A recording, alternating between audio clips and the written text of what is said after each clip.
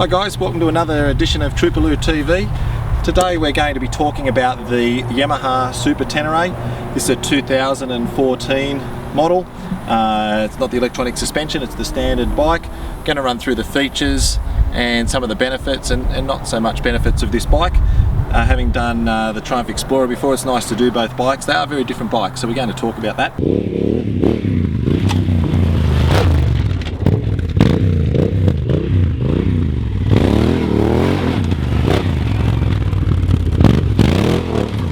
We're going to talk about the traction control and the ABS. As many of you will know, that the Super Tenere does not have switchable ABS.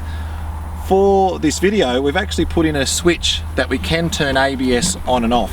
All we've done is pull out the fuse and run a wiring loom up to a switch and put the fuse in line with that wiring loom, so it still has the safety of a fuse in the ABS, but when I turn it off, it's like pulling the fuse out. It's not a great setup. It's we don't recommend you do it. It doesn't conform with Australian standards or anything like that, so please do this at your own risk should you make that choice. The disadvantage to it is that when I turn ABS off, I lose my speedo because they're interrelated through that fuse.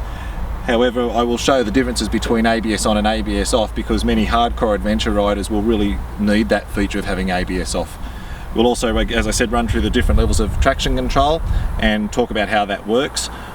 This bike is very different to other bikes in relation to its traction control. I have ridden bikes that do have a smoother level of traction control, but this does what it needs to do.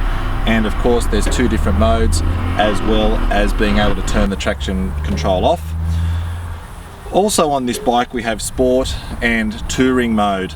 Really noticeable difference. If you're getting into some really snotty off-road stuff, the touring mode is much more sedate and user-friendly. The sport mode is a lot more aggressive, so if you want to really hook it up and get going and on some loose fire trails and have a bit of fun, go with the sport mode. Same for spirited road riding.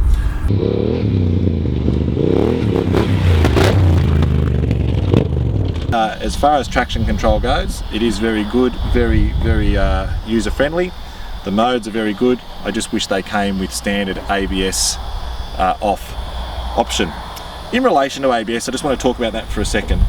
ABS works by sensing the wheel slip. It senses that the wheel is not spinning at the same speed as the speedo recognises, hence why it's related to the speedo, and it lets the brakes off partially and keeps reactivating them on and off. The issue with that on dirt is that it really increases your braking distance. Now I need to be clear, for most riders, the ABS setup on this bike is excellent. Most riders will never need or want the ability to turn it off because it will, having it off does make the front wash out a bit with hard front braking, etc. So it's more for experienced riders who are in tight trails, who are looking for that feeling of being able to lock the back wheel up at will and really control the front and rear wheel slide in tight single track. Being a 1200cc, very heavy motorcycle, not a lot of people will be doing that sort of riding. But this bike can do it. And some of the other footage you'll see from this video and others shows it is a very capable off-road machine. This bike has standard suspension, we haven't felt a need to upgrade it, so very capable machine. So this video will go through a couple of tests. In each of the videos with the traction control and with the ABS, we will do it from a constant speed, and with the takeoffs, I will be full throttle on each takeoff with the traction control, so you can see that whilst I'm holding it flat out, you can see the bike's computer take over in relation to traction. The first one will be traction control level 2.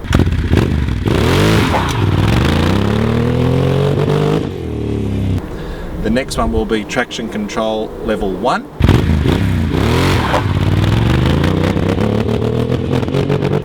The next video will be traction control off. Traction control off.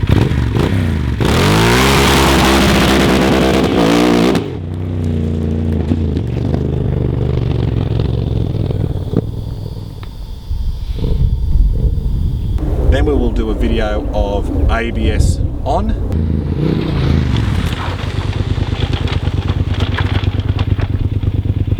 Then ABS off.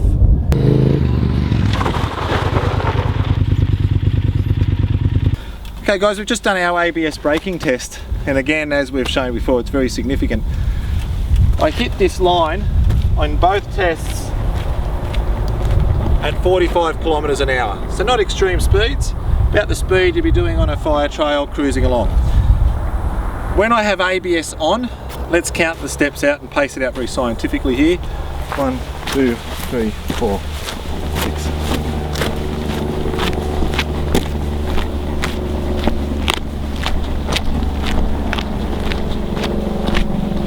24 steps to the front wheel from where I applied the brakes. And if we look back, if I'm on a fire trail and I've got a 4-wheel drive approaching, or I've got to suddenly turn on some loose gravel, I can't even shred my speed down, you know. So 1, 2, 3, 4, 5, 6, 7, 8, 9 steps to the front wheel. It is well under half the braking distance. However, things change when you're turning a corner, etc. So ABS off is a feature really only more for hardcore dirt riding, because if I try to apply the brakes even lightly to the front with ABS off, I do risk losing that front end. So it's a matter for each rider, and as I said, it's not a feature available on the Yamaha. We've overridden the system for this test, which is easy to do. In saying all of that, the ABS on the Super Tenere, in my view, is the best ABS system for an adventure bike. It does give you feel. If I was trying to turn here, I could still turn. It does still let you brake. It does all the things that ABS should, but still giving you a lot of control. For me, I like to know my ABS is off. Being able to turn the ABS off for me takes this bike from an 85 out of 100 to 95 out of 100, and I'd really rate it that little bit more should I have adjustable compression. Other than that, I love this bike. So hopefully that shows you the difference between the ABS on, ABS off. Thanks.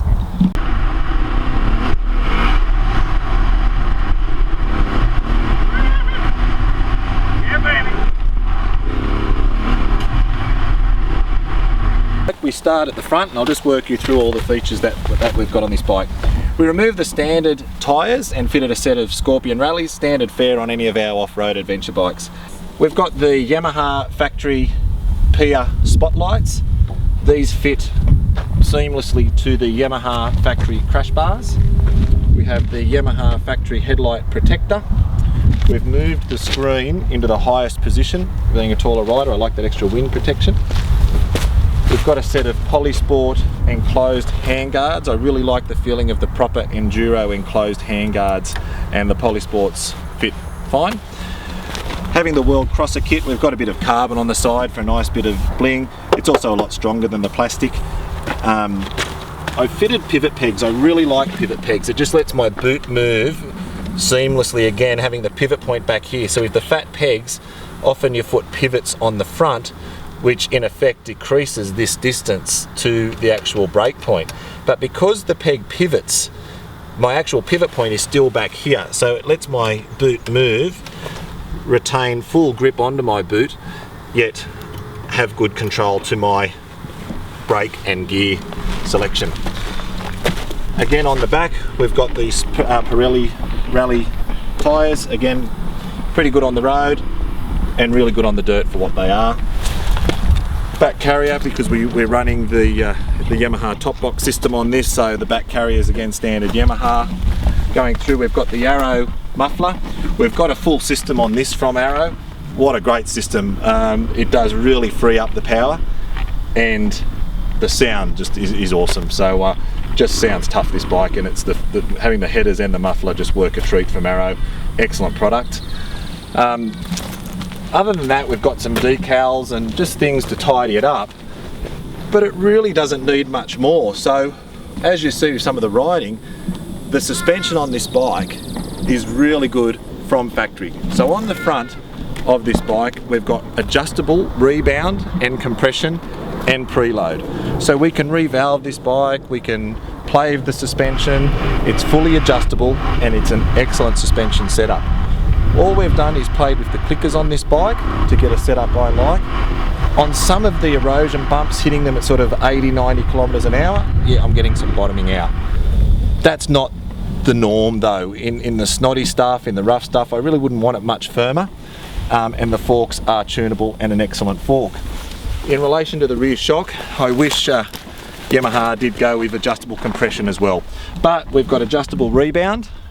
It is a gas charged shock and it has adjustable preload.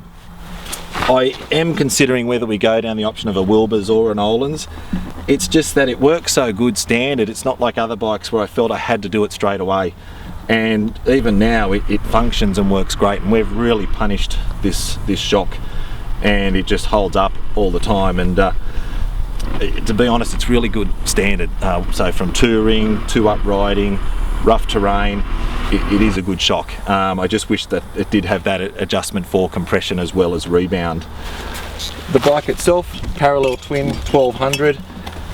The torque out of this engine is phenomenal. You can just load it right up from the bottom, and that's one of the features I really like over some other bikes on the market. A lot of the multi-cylinder touring bikes or adventure bikes don't have that bottom end torque.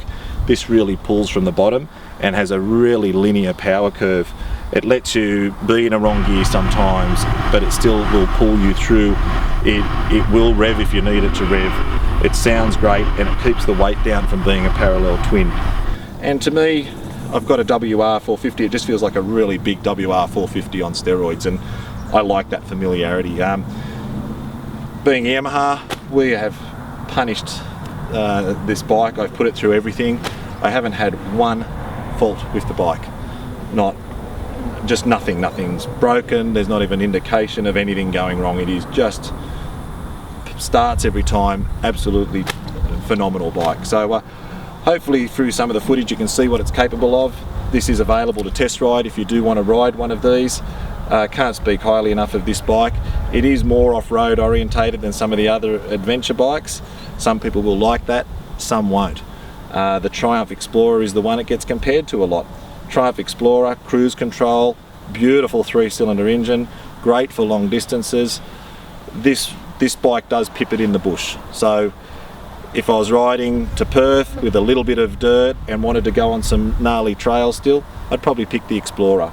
If I wanted to do a lot more adventure riding and hardcore off the beaten track, I'd pick the Tenere.